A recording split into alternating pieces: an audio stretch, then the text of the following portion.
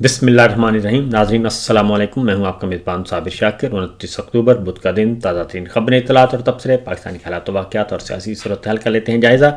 आज 29 अक्टूबर है और दिन भी 29 ही बाकी रह गए हैं army chief general Asim Munir साहब की मुद्दत मुलाजमत 3 साल पूरी होने में। उनका नोटिफिकेशन 3 साल के लिए हुआ था और मुद्दत भी 3 साल की थी, लेकिन फिर इलेक्शन चोर पार्लियामान के ज़रिए ये मुद्दत 3 से 5 साल तक बढ़ा दी गई और आर्मी चीफ की भी, एयर चीफ और नेवल चीफ तीनों की। लेकिन मुसल्लह अफवाज के सरबराह, चारों मुसल्लह अफवाज के सरबराह होते हैं chairman joint chief of staff committee, general Sahir Shamshad Mirza इस वक्त हैं। उनको इस पैकेज में शामिल नहीं किया गया। ये सबसे बड़ा इम्पोर्टेंट सवाल है कि आखिर जनरल साहिर शमशाद मिर्ज़ा को हर सूरत में जनरल साहब 29 नवंबर को ही क्यों घर भेजना चाहते हैं और उनको इस पैकेज में शामिल क्यों नहीं किया गया। उनसे किस किस्म का ख़तरा था, किस किस्म का खौफ था?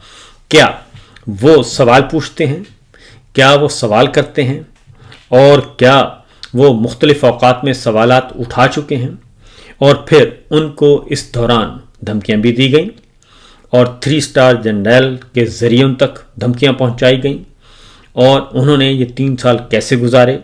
ये बहुत इम्पॉर्टेंट क्वेश्चन है और वो किसी वक्त हो सकता है ख़ुद ही बयान कर दें कि आखिर क्या मसला था। ये सबसे बड़ा सवाल है।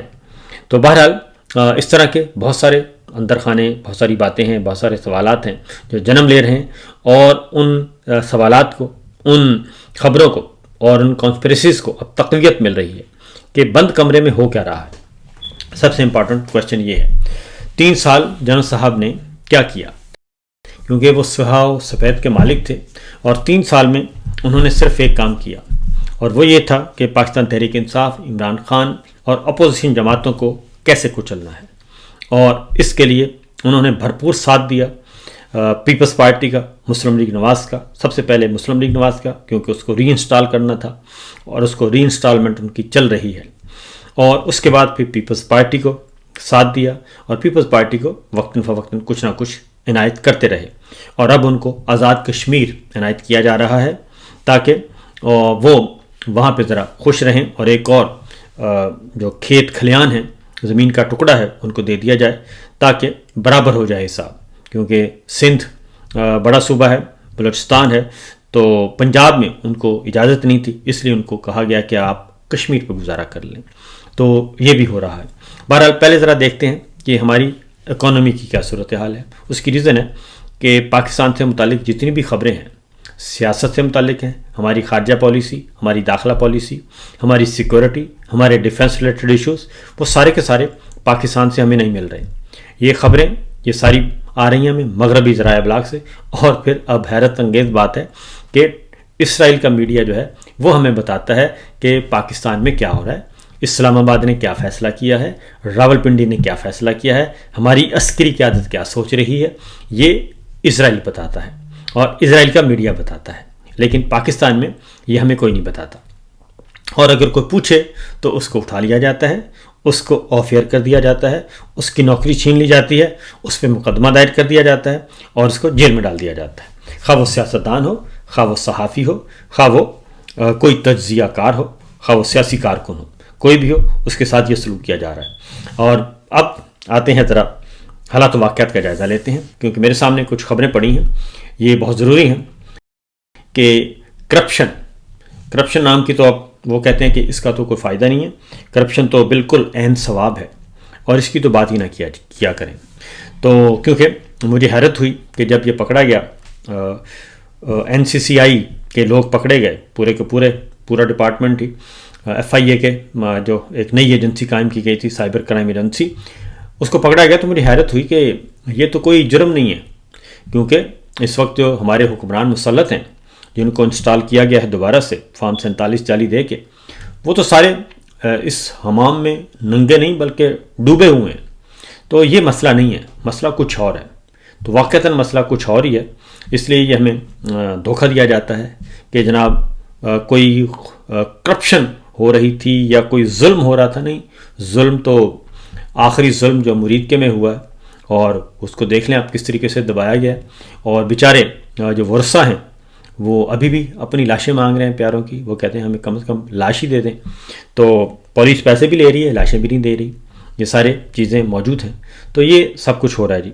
آگے بڑھتے ہیں, اکانومی کی طرف آتے ہیں سب سے پہلے, کیونکہ میرے سامنے کچھ خبریں پڑی ہیں.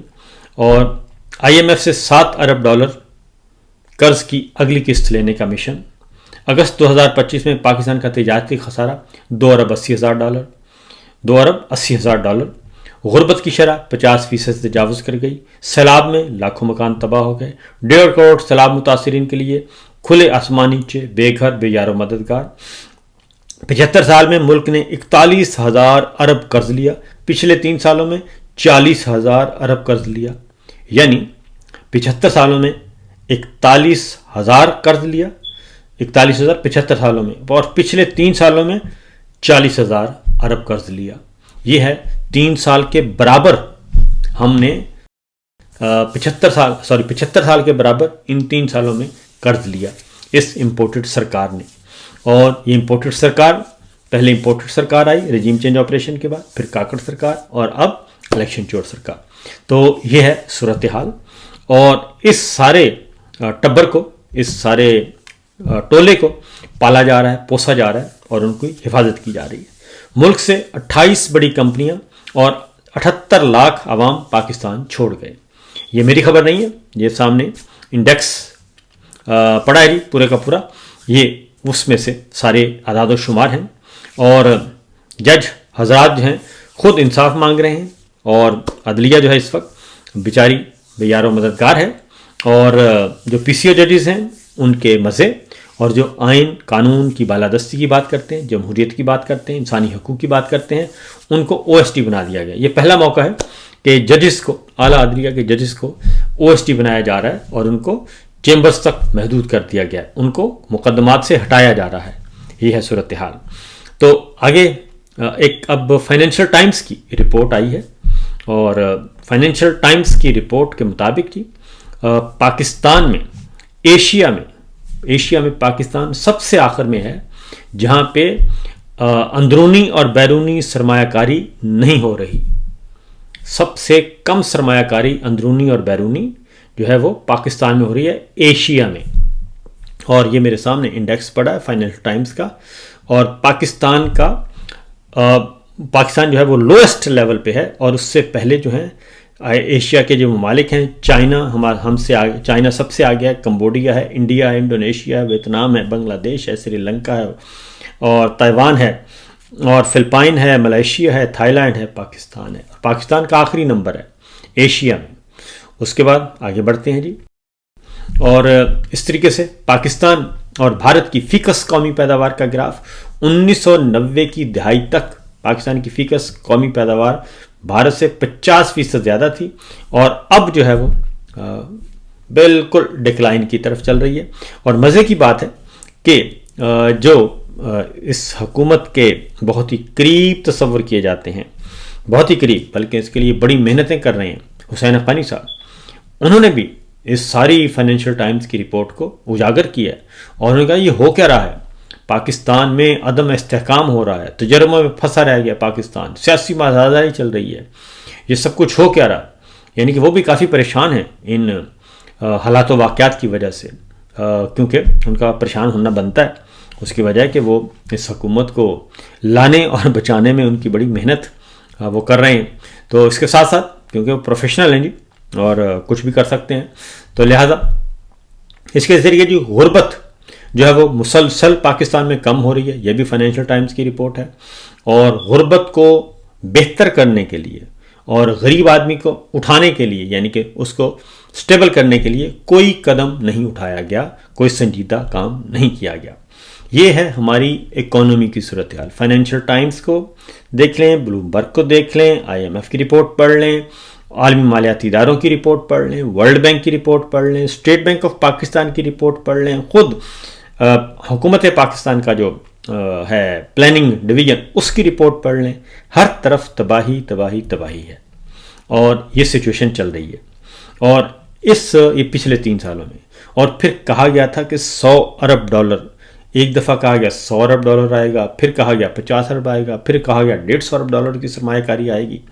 اور لیگی وزراء جو ہیں وہ آتے تھے، آ کے فرماتے تھے، DGISPR ہر تیسرے دن پریس کانفرنس کرتے تھے اور خوشخبری سناتے تھے، لیکن اب وہ اکانومی میں بولتے ہی نہیں ہیں۔ SIFC کا ستیہ ناش ہو گیا، بھرکس نکل گیا، اور بلکہ سعودی عرب اور کویت سے $2 ارب کے ہٹ جانے کا لیگل نوٹس آ گیا، جو کہ انتہائی سیریس ہے۔ تو یہ سچویشن ہے، اور 3 سال ہم نے کچھ نہیں کیا ہمارے field marshal general Asim Munir صاحب نے، سوائے اس کے کہ وہ آرمی چیف، اور آرمی چیف سے بن گئے فیلڈ مارشل، اور فیلڈ مارشل کے بعد انہوں نے اب ایک کام شروع کر دیا۔ اب آتے ہیں اصل موضوع کی طرف، اور ان کا ایک ہی فوکس ہے مسلسل، اور وہ فوکس ہے اسرائیل، مڈل ایسٹ، غزہ، فلسطین اور جناب صدر ٹرمپ، یہ ہے ان کا فوکس۔ اور ان کے خلاف آلریڈی 2 جو ہیں وہ قانون موجود ہیں، کانگریس کے پاس پڑے ہیں 2 بل، جو قانون کسی وقت بھی بن سکتے ہیں، اور وہ دکھا کے ان کو ہراساں کیا جا رہا ہے، ان کو ڈرایا جا رہا ہے، ان کو بلیک میل کیا جا رہا ہے کہ دیکھیں جناب، آپ نے ریٹائر بھی ہونا ہے، اور ریٹائر ہونا ہے تو پھر آپ نے باہر بھی نکلنا ہوگا، تو ہم آپ پہ سفری پابندیاں عائد کریں گے، اور ہم آپ کے ساتھ بھی منجمد کریں گے، ہم آپ کو نو فلائی لسٹ میں ڈالیں گے جیسے آپ ڈالتے رہے پچھلے 3 سالوں میں۔ لہٰذا پاکستان ڈیموکریسی ایکٹ اور ایک دوسرا ڈیفنس ریلیٹڈ ایکٹ جو ہے، فوجی دفاعی امداد جو ہے امریکہ سے، جو پاکستان کے دفاعی تعلقات ہیں ان کو بھی مشروط کرنے کا بل ہے۔ تو اس لیے ان کی یہ معاملات جو ہیں وہ کافی الجھے ہوئے ہیں، اور وہ ان کی پوری کوشش صرف ایک ہی ہے، اور وہ کوشش یہ ہے کہ کسی بھی طریقے سے معاملات جو ہیں ان کی ایکسٹینشن ہو جائے، اور جو جنرل باجوہ صاحب 6 سال بیچتے رہے کہ اسرائیل کو میں تسلیم کرواؤں گا، تو اسی کو یہ آگے لے گئے۔ 9 سال ہو گئے ہیں، 9 سال سے یہ اسرائیل کارڈ اپنے ہاتھ میں رکھا ہوا ہے، اور اس کے ساتھ یہ پلے کر رہے ہیں۔ تو میں صرف اتنا کہوں گا کہ کسی کو بھی نہیں پتا تو آئیں میدان میں لے کے آئیں، ساری باتیں پارلیمان میں لے کے آئیں، عوام کے سامنے رکھیں، موضوع رکھیں سامنے کہ جناب ہو کیا رہا ہے۔ اس کی ریزن ہے کہ اس طریقے سے ہوتا نہیں ہے، اور پھر افغان پالیسی کو لے لیں کہ افغانستان میں پاک افغان جنگ شروع ہو چکی ہے، اور جنگ بندی ہوئی ہے، عارضی جنگ بندی، اس کے بعد ایک دور ہوا دوحہ میں، اور اس کے بعد اگلا ہوا استنبول میں۔ 4 دن سے ہم منت سماجت کر رہے ہیں، اور 4 دن کے بعد مذاکرات کی ناکامی کا اعلان کر دیا گیا ہے، اور انہوں نے واضح طور پر کہہ دیا کہ ہم ایسا کوئی ایگریمنٹ نہیں کریں گے۔ اور پہلے ذرا کیا گیا معاملات کو، پہلے تو میڈیا کھیلا کیا نا جی، واٹس ایپ گروپ کے ذریعے، اور پروپیگیٹ کیا گیا اچھا خاصا، کیونکہ عقل استعمال کرتے نہیں ہیں، اور عقل کے استعمال کے بغیر یہ سارا کچھ کرتے ہیں۔ اور رات گئے جو ہے وہ بتایا گیا کہ افغانستان کے ساتھ مذاکرات جو ہمارے ناکام ہو گئے ہیں، اور پاکستان کا دہشت گردوں اور ان کے حامیوں کو ختم کرنے کے لیے کارروائیاں جاری رکھنے کا اعلان کر دیا گیا ہے۔ 4 روزہ مذاکرات ہوئے، اور پیغام دیا گیا سوشل میڈیا پہ، جناب عطا تارڑ صاحب نے پیغام دیا، اور انہوں نے کہا کہ بات چیت میں قابل عمل حل نہیں نکالا جا سکا، اور کیونکہ بات چیت سے پہلے ہی وزیر دفاع خواجہ آصف صاحب جو ہیں انہوں نے کہہ دیا تھا کہ یہ تو جنگ ہی ہوگی بھائی، اس کے علاوہ تو کوئی نہیں ہے، کیونکہ جنگ میں ہو سکتا ہے ان کو فائدہ ہو، تو بجائے اس کے کہ معاملات کو طے کیا جائے اور معاملات کو ٹھنڈا کیا جائے، پاک افغان بارڈر جو ہے دوبارہ گرم ہونے والا ہے۔ اللہ تعالیٰ ہمیں محفوظ رکھے۔ عطا تارڑ صاحب نے کہا کہ پاکستان نے مذاکرات کے دوران افغان سرزمین کو پاکستان مخالف دہشت گرد تنظیموں کے لیے استعمال ہونے سے روکنے کا مطالبہ کیا، مگر طالبان نے شواہد کے باوجود سرحد پار دہشت گردی روکنے کی کوئی ضمانت نہیں دی۔ اور انہوں نے اگلی بات یہ کی کہ دوحہ میں تو پھر مذاکرات تھے بڑے لیول پہ، تو جو استنبول میں ہو رہے ہیں انہوں نے ایک درجہ کم کر دیا، اور اپنا نائب وزیر جو ہے وہ اس کے ذریعے انہوں نے مذاکرات کرنا زیادہ مناسب سمجھے۔ اور اس لیے یہ حالانکہ دوحہ کا ایگریمنٹ آ گیا تھا، جوائنٹ ڈکلیریشن آ گیا تھا، اور اس میں سعودی عرب اور قطر جو ہے وہ اور ترکی گارنٹی تھی اس کی، لیکن اب وہ میرا خیال ہے کہ واپس لے لیا گیا ہے، اور اب اعلان کر دیا گیا، طبل جنگ بجا دیا گیا ہے۔ یہ تو ہوا ہے استنبول میں۔ تو اگین میں یہ کہوں گا کہ کیا وجہ ہے کہ افغانستان کے ایران کے ساتھ تعلقات ٹھیک ہو رہے ہیں، چائنا کے ساتھ ٹھیک ہو رہے ہیں، اور سینٹرل ایشین اسٹیٹس کے ساتھ ٹھیک ہو رہے ہیں، تمام ہمسائے ممالک کے ساتھ تعلقات ٹھیک ہو رہے ہیں، صرف پاکستان کے ساتھ بگڑ رہے ہیں، اور پاکستان کے ساتھ ان کا تعلق ہی بہت گہرا ہے، پچھلے 45 سال سے جنگیں لڑی ہیں مل ملا کے، تو اس کے باوجود یہ چیزیں ہو رہی ہیں۔ دوسری جانب ملاقات ہوئی ہے تہران میں، اور جناب پہنچے ہیں محسن نقوی صاحب، تہران گئے ہیں، اور ایران میں ان کے افغان نائب وزیر داخلہ ابراہیم صدر سے ملاقات ہوئی ہے، اور وہاں پہ انہیں راضی کرنے کی کوشش کی گئی۔ ایرانی میڈیا نے اس کو رپورٹ کیا ہے، اور انہوں نے محسن نقوی صاحب کی ملاقات ایرانی صدر سے بھی ہوئی، اور ایرانی صدر سے ملاقات کی، اور اس کے بعد ان کی افغان نائب وزیر داخلہ ابراہیم صدر سے ملاقات کی، اور اقتصادی تعاون تنظیم کے دوران یہ جو اجلاس تھا تہران میں، اس پہ یہ سارا سلسلہ شروع ہوا۔ تو ابھی تک کی اگلی خبر آپ کو دے دوں جو امپورٹنٹ ہے، وہ ہے کہ جو بھیجی جا رہی ہے فوج، ٹروپس بھیجے جا رہے ہیں اسرائیل سے، جو ہمیں اطلاعات موصول ہوئیں، اور ڈان اخبار نے بھی اس کا کل تذکرہ کیا اپنے اداریے میں، تو یہ امپورٹنٹ اور بڑا سینسٹیو ایشو ہے، اور اس میں بہت سارے سوالات اٹھائے جا رہے ہیں، اور اس سوالوں کا جواب ابھی کوئی کسی کو نہیں دے رہا۔ تو اس میں خاص طور پہ مولانا فضل الرحمان صاحب سے بلاول بھٹو صاحب نے ملاقات کی تھی، تو اس میں ہماری اطلاع کے مطابق اس میں نہ ہی لیڈر آف اپوزیشن کا ایشو تھا، اور نہ ہی 27ویں ترمیم کا معاملہ تھا، بلکہ ان کو یہ کہا گیا کہ سچویشن یہ ہے کہ یہ بھیجنے کا معاملہ ہے، فوج بھیجنے کا، تو اس میں مولانا صاحب کو کہا گیا کہ آپ نے ہاتھ تھولا رکھنا ہے، اور مولانا صاحب بتا سکتے ہیں کہ جی ہاتھ تھولا رکھنے کا کیا طریقہ ہے، اور کیا واقعی وہ ہاتھ تھولا رکھیں گے اور باہر نہیں نکلیں گے، آواز نہیں بلند کریں گے، کیونکہ مولانا صاحب اسرائیل کی ٹائمز آف اسرائیل کی اس خبر پہ مکمل خاموش ہیں۔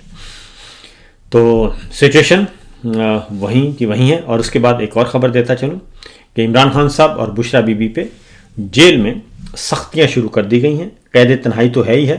کل عمران خان صاحب سے صرف ایک بہن کی ملاقات ہو سکی، بشرا بی بی سے ان کی فیملی ممبرس کی ملاقات نہیں ہونے دی گئی، اور جیل میں جو بیرکس ہیں ان کی، اب موسم تبدیل ہو گیا ہے، اور بیرکس میں رات کو موسم ٹھنڈا ہو جاتا ہے، انہوں نے کپڑے مانگے تھے، کمبل وغیرہ، اور جیل حکام نے نہیں دیے، اور پھر انہوں نے کہا کہ ہمیں گھر سے منگوانے دیں، تو گھر سے بھی منگوانے کی اجازت نہیں دی جا رہی۔ یہ اس وقت معاملہ ہے، اور بشرا بی بی اور عمران خان کے ساتھ یہ ہو رہا ہے، اور گرم کپڑے ابھی تک ان کو نہیں پہنچے، اور جیل حکام جو ہیں وہ بشرا بی بی کو خاص طور پہ نہیں دے رہے، اور اس طرح کی کوئی فیسلٹی دینے کے لیے تیار نہیں ہے۔ تو یہ چیز جو ہے، اور ان کی فیملی تک یہ بات پہنچی ہے، اور انہوں نے اس بارے میں بتایا ہے کہ معاملہ جو ہے جیل میں دوبارہ سے سختیاں شروع کر دی گئی ہیں، اور لگتا یہ ہے کہ بادشاہ سلامت جو ہیں وہ زیادہ ناراض ہیں سہیل آفریدی صاحب کے انتخاب کے بعد۔ فی الوقت اتنا ہی، اجازت دیجیے، اللہ حافظ۔